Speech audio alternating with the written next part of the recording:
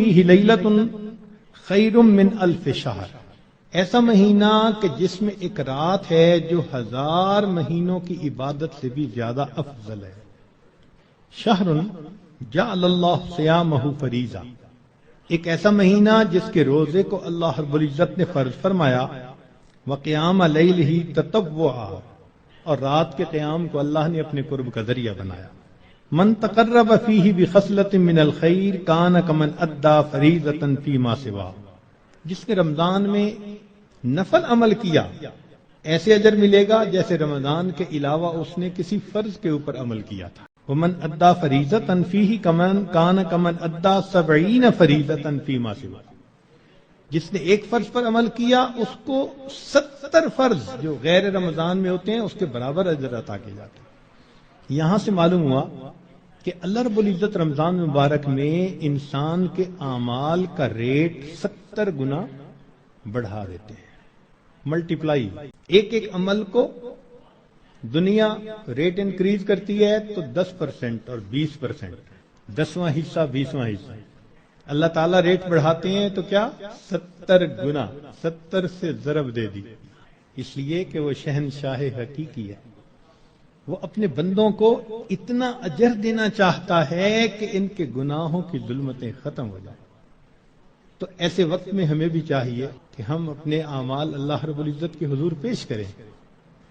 چنانچہ نبی علیہ السلام نے ارشاد فرمایا، هو شہر الصبر والصبر ثوابہ الجنہ، یہ صبر کا مہینہ ہے اور صبر کا بدلہ جنت ہے۔ وشہر المواسات، غمخاری کا مہینہ، سبحان اللہ۔ چنانچہ اسی حدیث میں آگے نبی السلام نے ارشاد فرمایا کہ اولہ رحمت، اس مہینے کے پہلے 10 دن رحمت، وَأَوْسَطُهُ مَغْفِرَةٌ، درمیان کے 10 دن مغفرت کے، وَآخِرُهُ عِتْقٌ مِّنَ النَّارِ، اور آخری 10 دن آگ سے آزادی کے۔ وہ کیسے؟ علماء نے اس کی بہترین تفسیر یوں کی کہ کچھ وہ لوگ ہوتے ہیں کہ جو پہلے سے ہی نیکوکاری کی زندگی گزارنے والے ہوتے ہیں، گناہوں سے بچتے ہیں، تقوی طہارت کی زندگی گزارتے ہیں، تو ان کے لیے تو رمضان رحمت کی خوشخبری بن کے آتا ہے، تو پہلے 10 دن میں ہی ان کے درجے بلند ہو جاتے ہیں۔ اور کچھ ایسے بھی ہوتے ہیں کبھی نیکی کر لی کبھی خطا کر بیٹھے، تو ایسے لوگ جب رمضان کے پہلے 10 دن گزار لیتے ہیں تو اس میں ان کے جو گناہوں کی ظلمت ہوتی ہے اس کو اللہ تعالیٰ ختم کر دیتے ہیں۔ چنانچہ اوسطہ مغفرتن، ان کے لیے درمیانی 10 دن مغفرت کا پیغام بن جاتے ہیں۔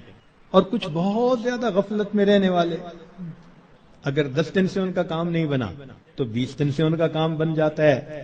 چنانچہ جب 20 دن کی برکتیں ان کے دل کو دھو دیتی ہیں تو آخرہ عتق من النار، آخری عشرہ ان کے لیے بھی آگ سے آزادی کا عشرہ بن جاتا ہے۔ معلوم ہوا کہ اس مہینے میں تھوڑا غافل ہو یا زیادہ غافل، ہر بندے کی مغفرت کا اللہ تعالیٰ انتظام فرماتے ہیں۔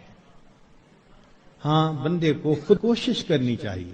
اگر کوئی آدمی خود ہی بے توجہ بن کر زندگی گزارے اور رمضان کا احترام ہی نہ کرے تو وہ تو پھر اپنا قصور ہے نا، ورنہ یہ اس کو احساس ہو گیا کہ مجھے رمضان مبارک کے اس مہینے میں اللہ کا قرب حاصل کرنا ہے، اس مہینے کی برکتیں اتنی ہیں کہ ایک لمحے کی برکت انسان کو ولی بنانے کے لیے کافی ہے۔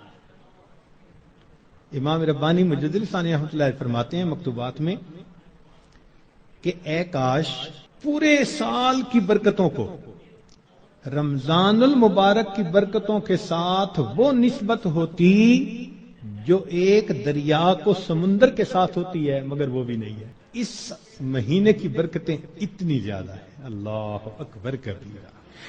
چنانچہ نبی علیہ السلام نے ارشاد فرمایا کہ وَاسْتَكْثِرُوا فِيهِ مِنْ 4 خصال، 4 اعمال اس مہینے میں زیادہ کرو۔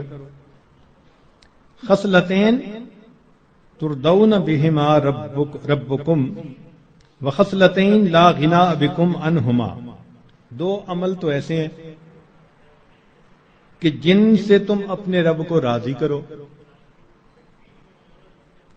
اور 2 عمل ایسے ہیں کہ تمہیں اس کے سوا چارہ ہی نہیں، مجبوری ہے تمہاری۔ اللہ تعالی تردون بہما ربکم، وہ 2 باتیں کہ جس ذریعے تم اپنے رب کو راضی کرو، فشہادت اللہ الہ الا اللہ وتستغفرونہ، یعنی کلمے کا ورد زیادہ کرنا، تحلیل زیادہ پڑھنا اور استغفار زیادہ پڑھنا۔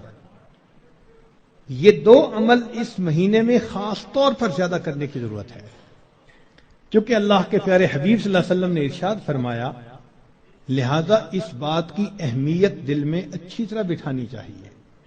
تو لا الہ الا اللہ کی بھی کثرت کریں،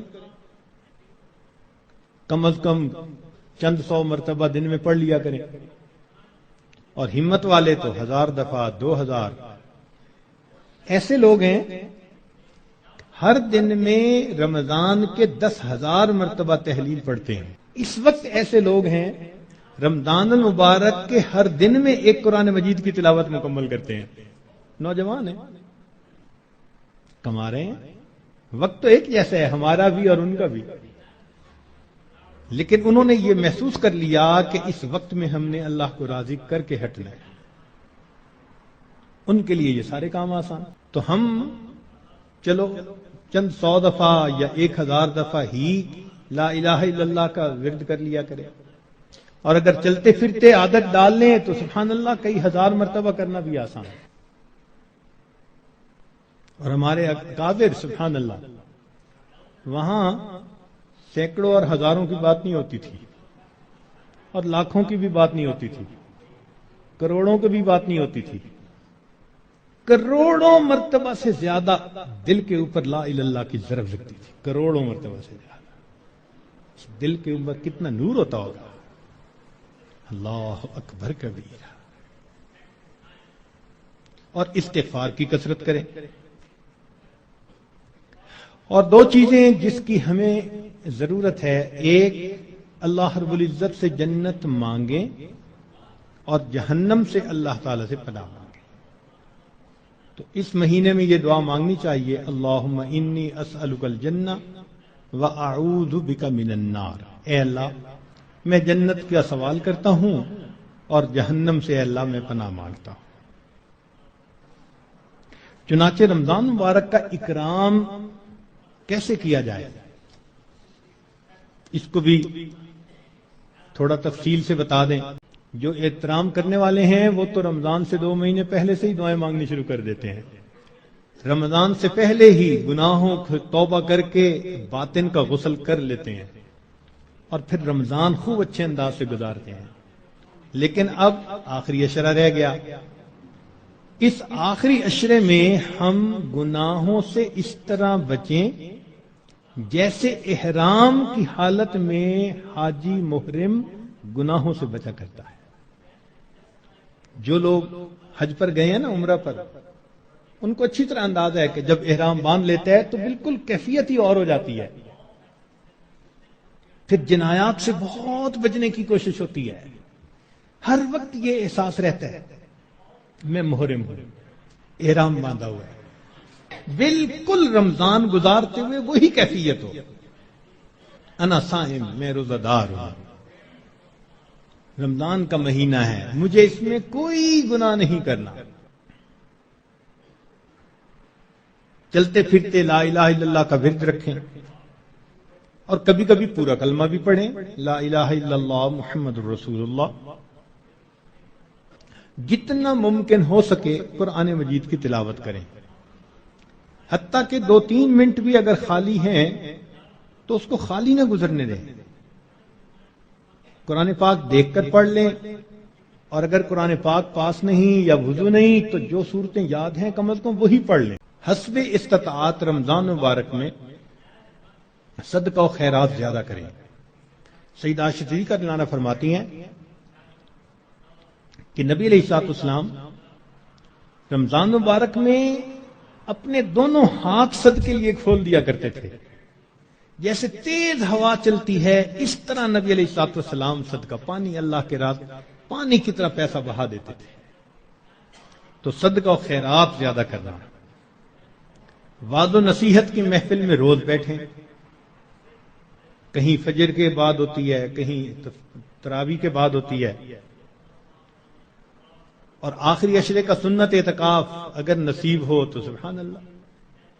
معتکف کی حالت ایسی ہی ہوتی ہے کہ جیسے کسی کو منانے کے لیے اس کے دروازے کی چوکھٹ کو پکڑ کے بیٹھ جائے، اگر تو در نہ کھولے گا تو میں بھی در نہ چھوڑوں گا۔ بس نیت کر لے کہ اے رب کریم آپ کو مجھے منا کے اٹھنا ہے۔ واقعی دیکھا ہم نے، محبت میں ایسے ہوتا ہے، اگر کبھی کوئی محبوب ناراض ہو لوگ قدموں میں بیٹھ جاتے ہیں، بیٹے سے باپ خفا ہو آپ کے قدموں میں بیٹھ جاتے ہیں، ابو جب تک آپ راضی نہیں ہوں گے میں قدموں میں سے نہیں اٹھوں گا۔ سبحان اللہ، یہی مومن کا حال ہونا چاہیے۔ اے کریم تیرے در پر آ کر بیٹھ گئے ہیں، اجازت ہو تو آ کر میں بھی شامل ان میں ہو جاؤں، سنا ہے کل تیرے در پر ہجوم عاشقاں ہوگا۔